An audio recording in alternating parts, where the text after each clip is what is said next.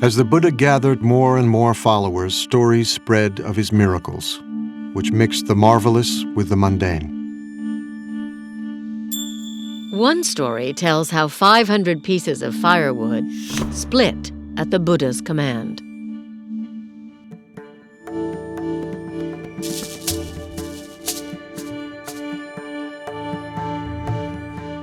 In another, a mad elephant charged wildly down a street, forcing everyone to flee.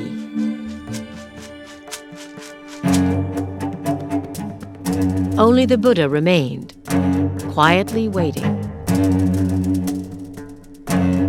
The elephant, overcome by the Buddha's radiant kindness, knelt before him,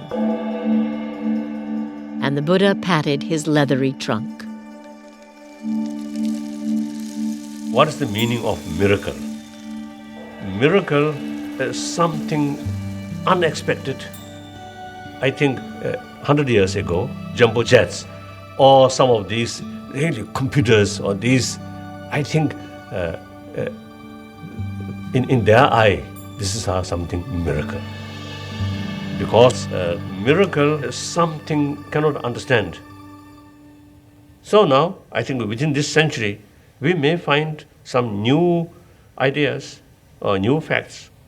So far, we spend all our energy and time for research on matter, not internal world. This skull, small space, but a lot of mysterious things still there. The great field of knowledge is as tiny as the Earth is in the universe. I mean, it's a speck. And the universe is what we don't know. And it will always be that way. However much we find out, it will still be that way. Because the unknown is vastly, it's unspeakably greater than anything we will ever know.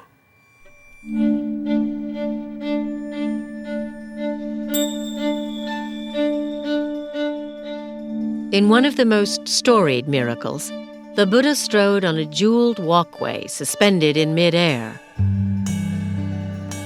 while streams of water spouted and flames flashed from his body, shooting out to the very edge of the universe.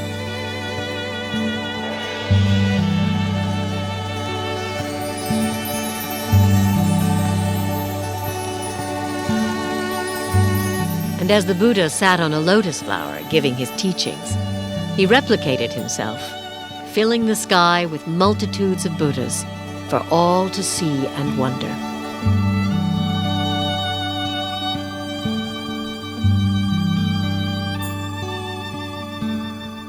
Do we believe that literally? Does it matter whether we believe it literally? What many of those miraculous stories are about is the sheer wonder of it all.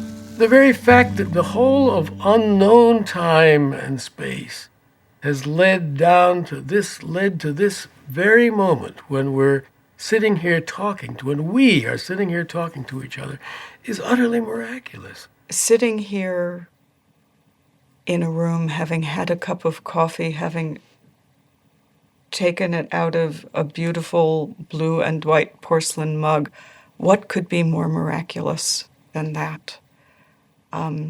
Everyday life around us is already so implausible and so glorious that what need for further miracles? And that's the teaching of the Buddha. That's the miraculous teaching of the Buddha.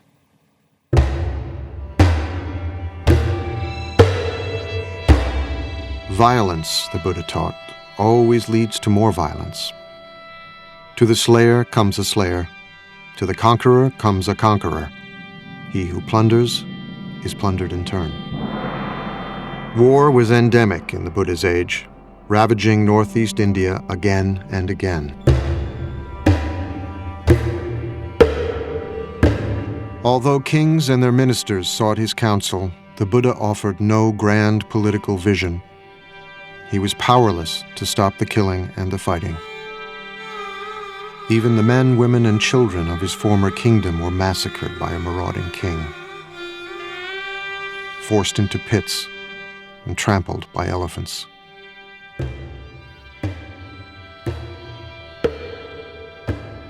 it was said that the Buddha received the news in silence. Hundreds of them killed. So that day, Buddha was sad. Buddha's a human being. So he acted like a human being.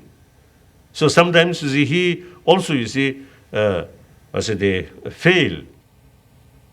He failed to perform miracle. The Buddha failed, but we as the Buddha fail constantly.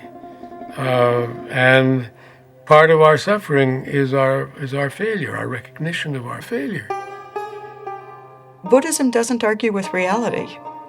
There will always be both the potential for awakening in any moment and the potential for incredible damage at any moment. And if we fool ourselves into thinking we're past that, we will do incredible damage. Change, the Buddha said, must come from within. The Buddha starts always with the mind and talks about the violence in the mind and says that violence in the world is a result of violence in the mind. A tree lives on its roots. If you change the root, you change the tree. Culture lives in human beings. If you change the human heart, the culture will follow.